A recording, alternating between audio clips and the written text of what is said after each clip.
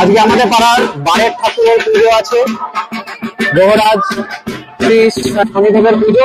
তো আজকে আমরা এখন শনিদেবের মূর্তি আনতে যাচ্ছি।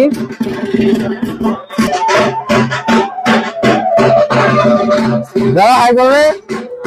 শনিদেবের মূর্তি নিতে আমরা পালবাড়িতে পৌঁছে গেছি। এখন শনিদেবকে ধুনো দেখানো হচ্ছে।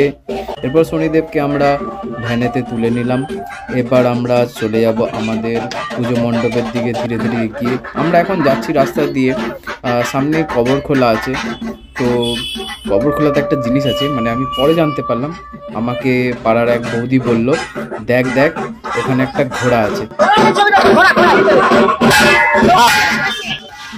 প্রথমে তো আমি বিশ্বাস করিনি, কিন্তু পরে আমি ভাবলাম যে একবার গিয়ে দেখি সত্যি একটা ঘোড়া রয়েছে। এটা হচ্ছে পীরতলার কবর খোলা, ছোট নীলপুরে।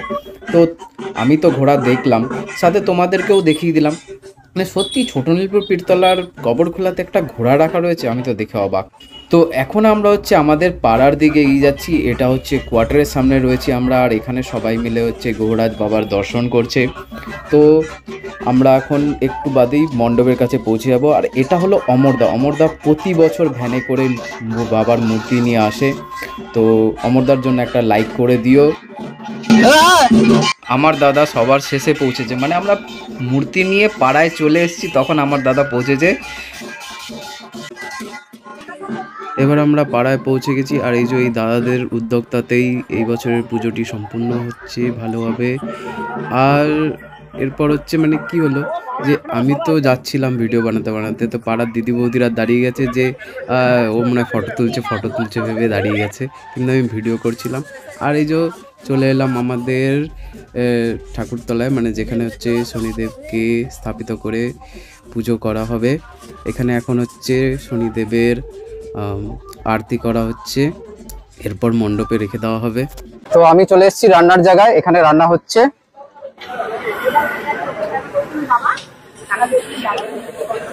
রান্না করছে।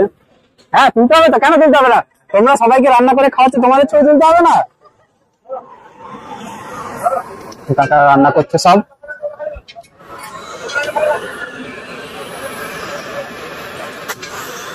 আলুর দমের আলু ভাজা হয়ে গেছে।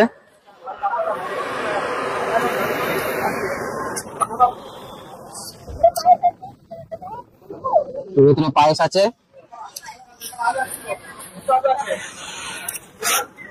এটাতে চাটনি আছে আমরার, আবার ওইটা আর এতে আছে পোলাও। ওয়াও, কালার দেখি লোকের মুখে জল চলে আসবে। যাই হোক, এটা ঠাকুরের প্রসাদ। আজ প্রসাদে আমরা এটা খাওয়াবো। আর এগুলো আলুর দমে গ্রেভি তৈরি করা হয়েছে, আলুর দম হচ্ছে। ওইটা আলুর দম না, তৈরি হয়ে গেছে। এই আলুর দমটা তৈরি হয়ে গেছে।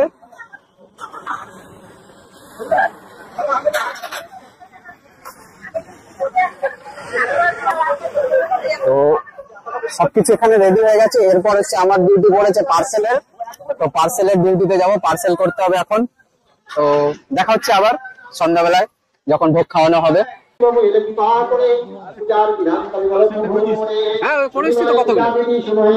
আর কিছু দাদা করতে হবে। এটা আমাদের পিকুদা আমাকে জিজ্ঞেস করছে যে পার্সেল করছিলি, যে পার্সেল হয়েছে নাকি। তো এখন আমি হচ্ছে পুজো মণ্ডপের কাছে আছি, আর এখানে এখন ঠাকুরের পাঠ চলছে। তো দেখো কত ভিড়, সবাই বসে এখন এখানে পাঠ শুনছে। আর ওখানে যে হচ্ছে মানে কাকিমা, জেঠিমা, বৌদি, দিদিরা সব বসে আছে, ওনারা সব উপোস করেছেন। এখানে আমাদের পার্সেল রেডি করা হচ্ছে। হ্যাঁ তুই এক কাজ কর, টিঙ্কু ঠাকুর দেখে আর কেউ যদি ঢুকে আচ্ছা করে প্রথমটা দিয়ে দিবি। ঠিক আছে এই আমার কাট কই আমি দিতে পারবো না, হয়ে গেলে তুই আমার হিসাব কি করছিস? তোর কাটটা তো গায়েব করে দেওয়া হয়েছে। আমার কাট কই? হ্যালো কাট না, বলো কি বলতে চাও তুমি, বলো। এইটা ঠিক আছে, আমাকে কে দিয়েছে? এই যে ঘুড়ির উপরে তোরটা তুই আমাকে দিয়ে দিলি, আমাদের দিন দাও। হ্যাঁ করে দে, যা তা করে বেড়াচ্ছিস আমার সাথে। আমি প্রথম এই গণেশ আমার নামে আই কার্ড কোথায়? হ্যাঁ ভালো লাগছে। আই কার্ড নাটালে ছিল, সব মেয়েদের দিয়ে দিতে পারবি। সত্যি খুব আমার নামে কোনো আই কার্ড নাই ছিল তো। দাদা তুমি আমাদের এই পুজো নিয়ে কিছু বলতে চাও? তোমার কিরকম লাগছে এখানকার ফিলিংস বা ন্যাচারাল, মানে এখানে কি কি তোমার ভালো লেগেছে এখন অব্দি, সেগুলো তুমি বলতে চাও? বলতে চাই বলতে আমাদের এই যে অনুষ্ঠানটা, এই ছোট মিরপুরে যে গ্রহরাজ পুজোটা আমাদের 2020 সাল থেকে চলছে। আজ 2000 সাল থেকে চলছে আমাদের, 2024 পর্যন্ত 25 বছরে পূর্তি হচ্ছে। তো আপনারা দেখতেই পাচ্ছেন কতজন উপস্থিত হয়েছে। তো আমাদের এখানে এই অনুষ্ঠানটার জন্য সকলেই একটা অধীর আগ্রহে প্রতীক্ষা করে থাকে যে কবে হবে, বা 1 বছর পরে যে এত বড় অনুষ্ঠান। তো সেই উপলক্ষে আমাদের যে অনুষ্ঠানটা সব থেকে ভালোভাবে পালন করার চেষ্টা করা হয়, এবং প্রতি বছরই ন্যায় এবছরেও সেরকমই ভালোভাবে পালন করা হচ্ছে। তো দেখা যাক, এখন আপাতত এই তো সবে শুরু হলো, এখনো দেখা যাক কত লোক আসে। আর খাওয়া দাওয়ার অনুষ্ঠানও একটা ছোটখাটো রয়েছে। এরপরে এই অনুষ্ঠানটা শুরুর পর থেকেই, মানে যখন থেকে শুরু হয়েছে তখন থেকে আজ পর্যন্ত কোনোদিনই মানে সফলতাবিহীন হয়ে ওঠেনি। করোনার সময় একটুখানি হয়তো দোলাচল হয়েছিল, কিন্তু তবুও এখন সেই পরিস্থিতি কাটিয়ে উঠে এখন সব বর্তমানে খুব ভালো পরিস্থিতির মধ্যে তৈরি হয়েছে বা চলছে। এবার জানতে হবে যে পুজোটা শুরু কেন হয়েছে, সেটা কাকা বলতে পারবে। কাকা বলো তো এটা, কাকা আমাদের এখানে যে পুজোটা যে হচ্ছে, এটা যে 2000 সালে শুরু হয়েছিল, তো এই পুজোটা শুরু করার মানে কারণটা কি ছিল, বা কারা শুরু করেছিল? এই পুজোর কারণটা হচ্ছে এই গলি থেকে বা এই পাড়া থেকে দিন একদিন অন্তর অন্তর একজন করে মারা যাচ্ছিল। তাই আমরা ঠিক করেছিলাম যে আমরা এই পুজোটা করব, যাতে শান্তি ফিরে আসুক আমাদের পাড়ায়, যাতে কোনো বিঘ্ন না ঘটে। তারপরে আমরা পুজোটা 2000 সালে শুরু করলাম। আমরা 3-4 জন মিলে শুরু করেছিলাম ঘট পুজো দিয়ে। আজ সবাই এগিয়ে এসছে আনন্দ সহিত, এসে পুরো দমে জোরদার করা করছে। লোকে লোকারণ্য হয়, প্রায় 1000-2-3 লোক খায়।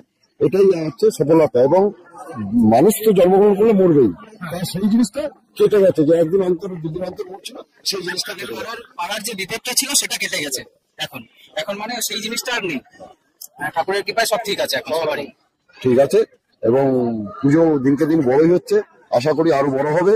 এই বলে আমি শেষ করি, ধন্যবাদ। আমি এখন আছি পুজো মণ্ডপে, আর পুজো মণ্ডপে খুঁজে বেড়াচ্ছি প্রতাপদাকে। তো আমরা দাদার কাছ থেকে জেনে নেবো যে দাদা একা হাতে কিভাবে এই পুজোটাকে সামলাচ্ছে। দাদা, এই যে পুরো পুজোটা যে করাচ্ছ তোমার আধীনে রেখে, সবাইকে পরিচালনা করছো, মানে তুমি এই যে জিনিসটা করছো কিভাবে করছো? একা নয় তো, সবাই আছে এখানে, আমাদের সব সদস্যরা আছে, সদস্যরা আছে, পাড়া সবাই আছে, জানি গুনি সবাইকে নিয়ে করতে। তো এবার আজকের কি প্রোগ্রাম আছে বা কালকের কি প্রোগ্রাম আছে? আজকের প্রোগ্রাম আছে, আমাদের পুজো হচ্ছে, পুজোর পরে হচ্ছে আমাদের সিন্নি প্রসাদ বিতরণ হবে, তারপরে প্রসাদ খাওয়ানো হবে, রাইস, আলুর দম, পায়েস, আর হচ্ছে গিয়ে চাটনি। তারপরে কালকে আছে, কালকে বাউল গান আছে, বাউল গান হবে, সবাই মিলে একদিন আনন্দ করবো। তোমার এই পুজোটা কেমন লাগছে? আমার এই পুজোটা দারুণ ভালো লাগছে, খুব আনন্দ হচ্ছে। এত এলাকাটা সুখময় হয়ে উঠেছে, মানে আজকের জন্য ধারণা করা যাবে না। খুব ভালো লাগছে একদম। আর কিছু বলবো? আর কিছু বলবো মানে, আমার এক বন্ধু আছে, মানে ছেলে বন্ধু, সে বন্ধুটা আমার পেছু পেছু আমাকে খুব খেয়াল রাখছে, আমি না পড়ে যাই, আমি না কোনো অসুবিধায় পড়ি। তাহলে বন্ধুটাকে একটু জড়িয়ে ধরো, বন্ধুটাকে ধরলে অসুবিধা কিছু করো, একটা চুমু দাও গালে। করছে না। না না, গালে একটা চুমু দাও। ঠিক আছে, খুব ভালো লাগছে, দারুণ মজা হচ্ছে। তো আমাদের পুজোর এখানে ভোগ খাওয়ানো হচ্ছে। ভোগেতে অনেক কিছু রয়েছে, সেটা তো আগেই বলে দিয়েছি। তো এখানে হচ্ছে সবাই এখন ভোগ খাচ্ছে, দেখতে পাচ্ছ তোমরা। সবাই খুশি আছে ভোগ পেয়ে ঠাকুরের। তো বেশি কিছু বলবো না। এরপর ভোগ খাওয়া হয়ে গেলে তারপরের দিন, মানে এটা হচ্ছে শনিবার দিন ছিল ভোগ খাওয়ানো, পুজো আর ভোগ খাওয়ানো। তারপর রবিবার দিন আমাদের কিছু সাংস্কৃতিক প্রোগ্রাম আছে।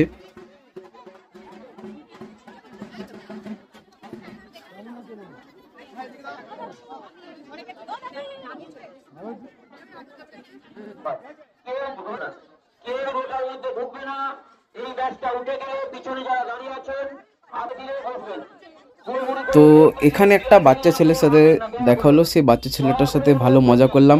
বাচ্চা ছেলেটা বলছে আমাকে একটু শান্তিভাবে খেতে দাও। তো দেখো তোমরা ওটাও, যে বাচ্চা ছেলেটাকে আমি কি বললাম, বাচ্চা ছেলেটা আমাকে কি বলছে, মজা লাগলো।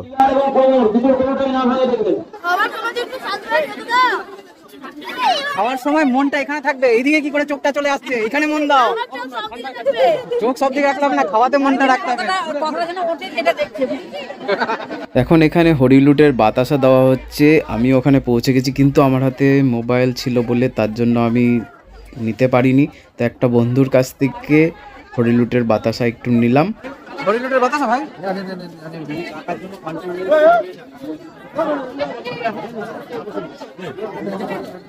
তো চলো বন্ধুরা, ওখানে সিন্নি দেওয়া হচ্ছে, তো দেখে আসি কি হচ্ছে, ওখান থেকে একবার ঘুরে আসি। এই যে সিন্নি দপ্তর শেষ। তখন তো আমি চান্সই পেতাম না, সিন্নি নেওয়ার চোটে আমাকেই বাইরে বার করে দিত। গৌরজ পুজোর সাংস্কৃতিক অনুষ্ঠানে আমাদের পাড়ার একটি বাচ্চা মেয়ে তার নৃত্য পরিবেশন করছে, সেটাই দেখছেন আপনারা এখানে।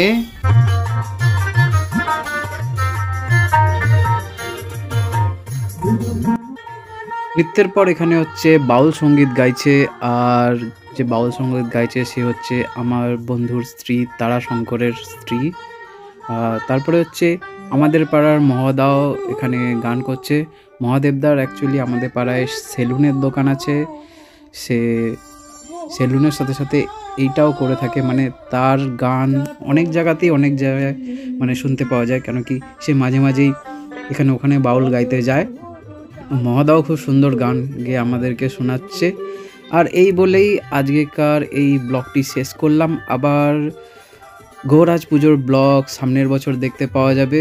তো আমাদের এই যে গৌরাজ পুজোটি সেটা অনেকই সুন্দরভাবে শেষ হয়েছে। আবার দেখা হচ্ছে সামনের বছর। Tata, bye bye.